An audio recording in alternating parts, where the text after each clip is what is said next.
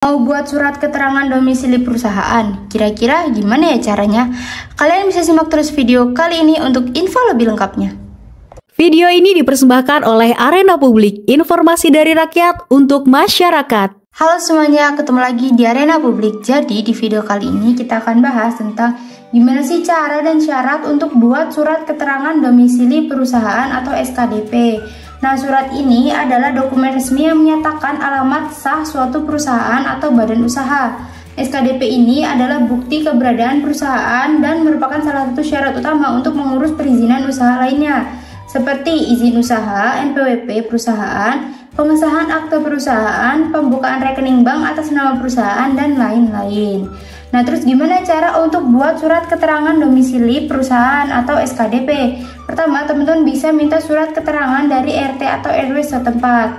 Nanti mereka akan buat surat pengantar yang menyatakan bahwa perusahaan teman-teman tuh benar-benar berlokasi di wilayah tersebut dan tidak ada keberatan dari warga sekitar. Selanjutnya, teman-teman bawa surat pengantar dari RT RW tadi beserta dokumen persyaratan lain ke kantor kelurahan atau balai desa tempat perusahaannya berdomisili. Lalu, teman-teman bisa sampaikan permohonan teman-teman ke petugas pelayanan. Teman-teman mungkin akan diminta untuk mengisi formulir permohonan SKDP. Lalu petugas akan memverifikasi dokumen dan data yang teman-teman serahkan. Mereka juga bisa memastikan bahwa lokasi yang didaftarkan itu sesuai dengan peruntukan zona wilayah, misalnya bukan di area pemukiman padat jika jenis usahanya memerlukan area komersil. Lalu di beberapa wilayah atau untuk jenis usaha tertentu, nanti pihak kelurahan akan melakukan survei lapangan untuk verifikasi keberadaan fisik perusahaannya dan kesesuaian lokasi dengan data yang diajukan.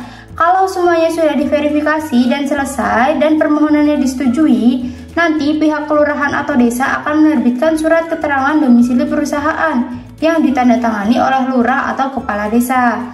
Ini tergantung ke persyaratan dari instansi yang minta atau kebijakan daerah ya teman-teman. SKDP dari kelurahan atau desanya mungkin perlu dilegalisasi atau diketahui oleh camat. Teman-teman bawa SKDP yang sudah ditandatangani lurah atau kades ke kantor kecamatan untuk mendapatkan tanda tangan dan stempel dari camat. Terus apa aja syarat-syarat atau dokumen yang harus disiapkan untuk buat SKDP ini?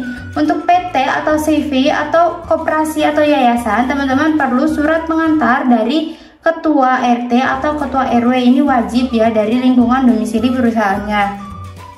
Lalu fotokopi akte pendirian perusahaan dan perubahan terakhir jika ada. Lalu fotokopi surat keputusan atau SK pengesahan badan hukum untuk PT dan surat keterangan terdaftar untuk CV, koperasi atau yayasan, dan fotokopi NPWP perusahaan jika sudah punya, dan fotokopi KTP dan NPWP direktur utama atau penanggung jawab perusahaan beserta KK-nya, dan bukti kepemilikan atau penguasaan lokasi dengan bukti yaitu sertifikat hak milik atau sertifikat hak guna bangunan, dan perjanjian sewa atau pinjam pakai jika menyewa atau meminjam.